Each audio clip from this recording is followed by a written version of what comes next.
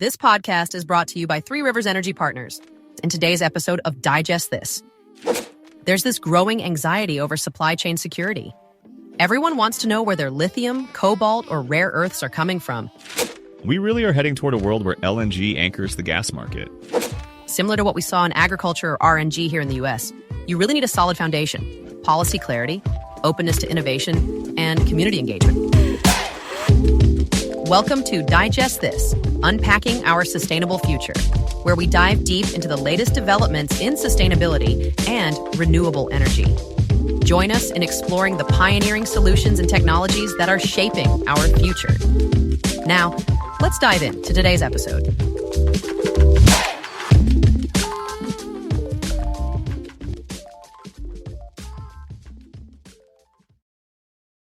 All right, welcome back everyone to Digest This, Unpacking Our Sustainable Future. I'm Alex Rivera, and as always, I'm joined by Emily Nguyen. Emily, how are you feeling about today's energy headlines? Hey, Alex. Excited, honestly. So much went down at the recent IEA Energy Business Council. It's wild how fast this sector evolves. I mean, even compared to where we were 6 months ago. Yeah, no kidding. Let's dive into the first big topic, global oil and gas markets. The IEA brought together, around 60 senior execs this last session? Just tons of market intelligence flying around. One big headline is this new wave of LNG, liquefied natural gas production capacity coming online. It's like every region is jockeying for position, especially with all the uncertainty in oil markets. Right. And with traditional oil and gas fields experiencing quicker natural decline rates, the industry's focus on LNG makes sense. LNG can be shipped globally, which means it's less tied to geography than pipelines. That flexibility is a huge deal for countries looking to shore up energy security, especially while prices are so unpredictable. Totally. If you look at the numbers, we really are heading toward a world where LNG anchors the gas market. But there's another layer. Renewables are really starting to cut into the dominance of fossil fuels. Policy trends are pushing that shift, but also stuff like next-gen geothermal. It's not just all wind and solar anymore, and public procurement is becoming this big lever for accelerating adoption of newer renewable tech. I always get stuck on that point. Wait, did we talk about public procurement's ripple effects on renewables back in episode 7, or was it 6? No, it was definitely 7. That's where we really dug into state-level programs and how public investments, procurement, incentives, you name it, can help renewables and even RNG. That trend's still going, but I've noticed more companies looking at geothermal too. Newer geothermal tech's making headlines for offering baseload power, which is, the holy grail for intermittent renewables. Exactly. And policy seems to be adapting. It's not just about what's clean, it's what can be deployed fast, at scale, and fill in the reliability gaps. The IEA meeting highlighted that. Policy and tech have to go hand in hand, especially as LNG and renewables evolve together in this messy transition phase. For sure.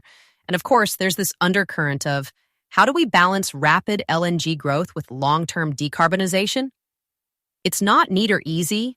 There's this push for the short-term flexibility LNG offers, but the need to keep pace with net zero commitments.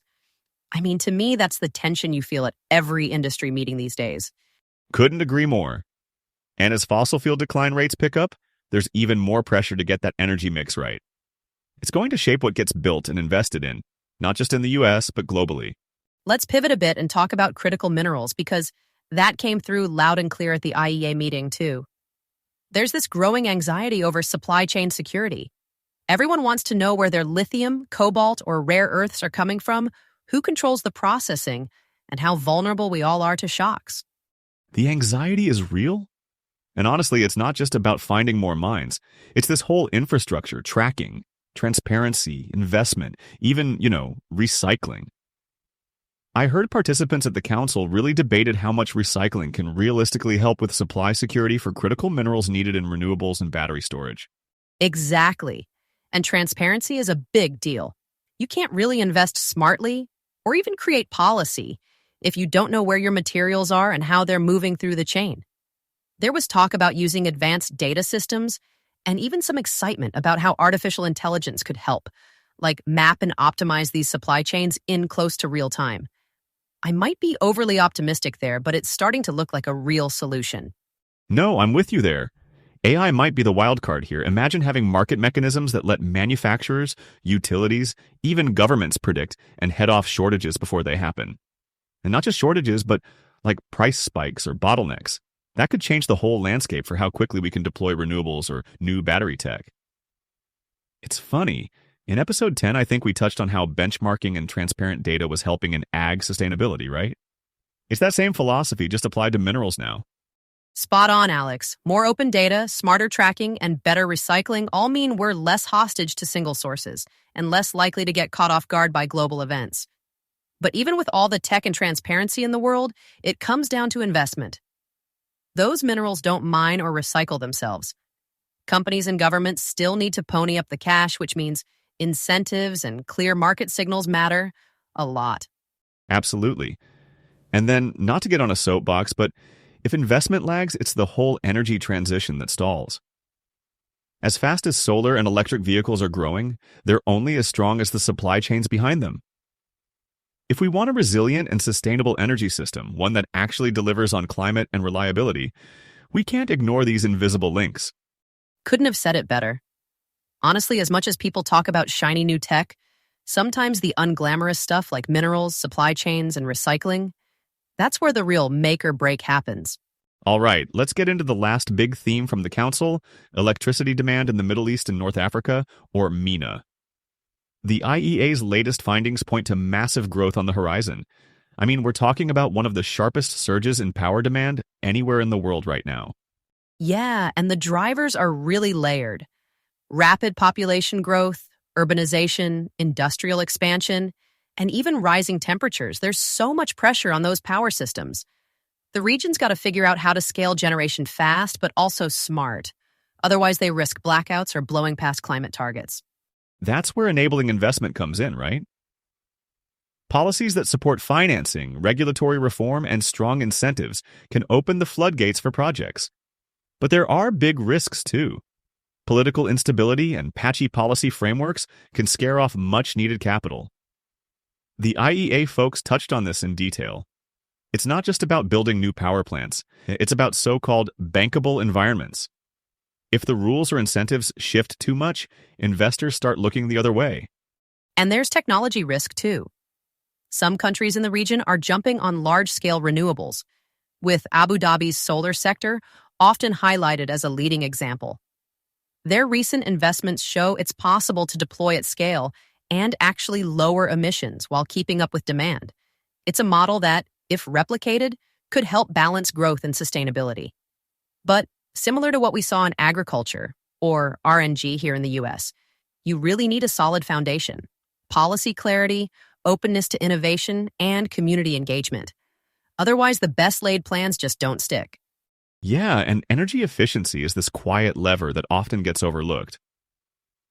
The IEA folks stress that simple steps, things like grid upgrades, smart meters, better building codes, can unlock a surprising amount of headroom in existing systems. Sometimes it isn't all about mega-scale building. It's about squeezing more value out of what you've got. Well, Emily, I think that's a good place to wrap for today. So much still to unpack globally, especially as every region wrestles with the same puzzle in different ways. Absolutely, Alex. And whether it's about global supply chains, surging electricity demand, or the rise of LNG, it all comes back to rethinking our systems for both resilience and sustainability. We'll keep tracking these stories and get into the weeds on new developments as they unfold. Thanks for chatting, Alex. It's always a highlight of my week. Likewise, Emily. Thanks to everyone tuning in. Catch us next time on Digest This, where we'll be diving deeper into more of these big transitions. Take care and see you soon. Bye for now, everyone. Thank you for listening to Digest This, Unpacking Our Sustainable Future, a Three Rivers Energy Partners podcast. Three Rivers Energy Partners is a renewable energy company that empowers organizations with the ability to create a sustainable future by converting organic waste streams into renewable energy and resources. To get the latest episode of Digest This, or to find out more about Three Rivers Energy Partners, visit threeriversenergy.com or find us on LinkedIn, Spotify, Apple Podcasts, and YouTube. The sustainable future is being created right now. Keep exploring and keep up to speed with the latest in renewable energy and sustainability. See you next time.